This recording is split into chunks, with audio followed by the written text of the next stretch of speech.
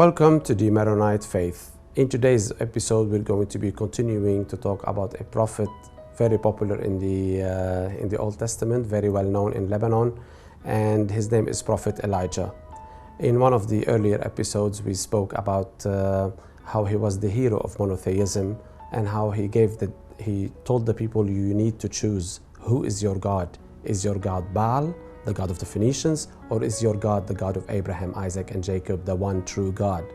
And in today's episode, we're going to be speaking about the prophet when he went to this widow in a city called Zarephath, which is in south of Lebanon, between Sidon and Tyre, when he had ordered the drought to come, and God led him to this widow. And upon meeting her, he says,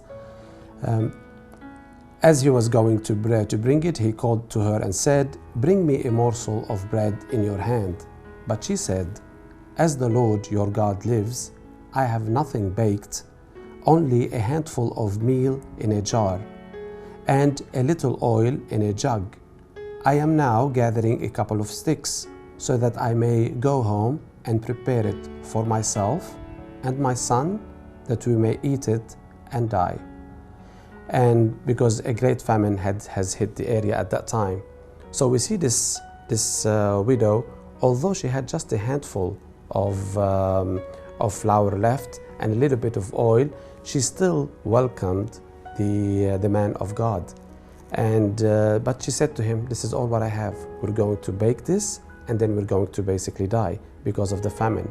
And he said to her, "Praise God, because He will bless this what you have, and He will make it so abundant that it will never run out until the drought is over." And that's exactly what happens. So this episode for us means a lot for us as Maronite, because it took place here in Lebanon, in the city of Zarephath, which is now Sarafand. It's a coastal city. I advise you, if you ever come to Lebanon, to go and visit it. It has a lot of beautiful ruins and a lot of history within it. It's halfway kind of between Sidon and Tyre, called now Sarafand, Zarephath in the Bible. And it shows us that even if we have just a little, God is ready to make it abundant if we trust Him. That's what the widow basically trusted. And we see this repeated with Christ. 5,000 people were sitting there in His homily. He wanted to feed them. They had very little. Two fish and 5 loaves of bread, but they gave that to Him. They said, "This is all what we have." He made it abundant for them. So this passage from the Old Testament invites us to say, what I have, do I give it to the Lord so He makes it abundant, or do I keep it to myself and I do not welcome anybody with it, or I do not share it with anybody? And that can be anything really, not only food.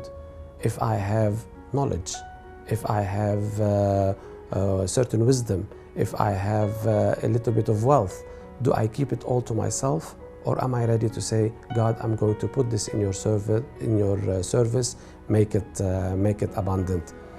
And with this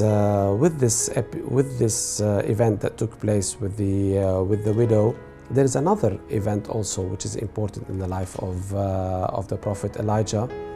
After he had proved to the people on the mountain, on Mount Carmel, that the true God is the God of Abraham, Isaac, and Jacob, when he prayed and God sent the fire for his offering, he needed to experience God again.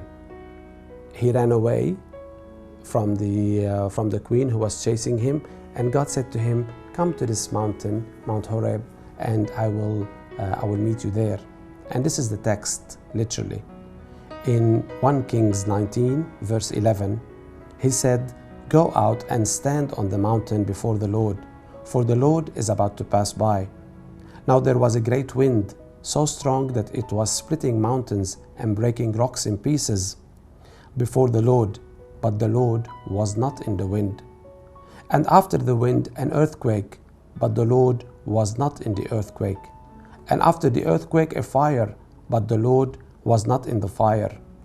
And after the fire, a sound of sheer silence. When Elijah heard it, he wrapped his face in his mantle and went out and stood at the entrance of the cave. So basically, Elijah went to this mountain and he was expecting to see God. And he saw this whirling wind. He thought, oh, God must be in this wind. He wasn't. Earthquake, he wasn't. The fire, he wasn't. But the Lord, where was he present? And then he said, the Lord was not. And after the fire, a sound of sheer silence. Those events that took place before this sheer silence are the events that the god Baal was basically known for. He was the god of the natural events that take place in this world. And he was a very popular god, but he was a false god. And basically the true God was telling Elijah that I am found in silence. I'm not found neither in the fires, nor in the earthquakes, nor in any other natural phenomenon that you see and other people worship. If you are to find me, you will find me in silence. I am a spiritual God, and it's through your spirituality that you will find me. And this event, along with the event of him with the widow, is for us to ask ourselves today, do I find time for silence, or am I too busy with the loudness of this world, with its earthquakes and fires, etc., whatever they may be. They might be just the bustling city that I live in, or whatever they are. Am I too busy in them, or do I give time to hear the sheer silence that Elijah experienced? If I do not give time to God to sit with him in silence, then I am missing out on a great experience of his presence. We are blessed in our churches that we always have the Eucharist present over there. We can say, no, this week I'm not going to let this week pass without me going and sitting at least for 20 minutes, half an hour in silence in front of God, so that I live this experience that Elijah lived thousands of years ago. I wish you all a beautiful and blessed day, and looking forward to seeing you in another episode.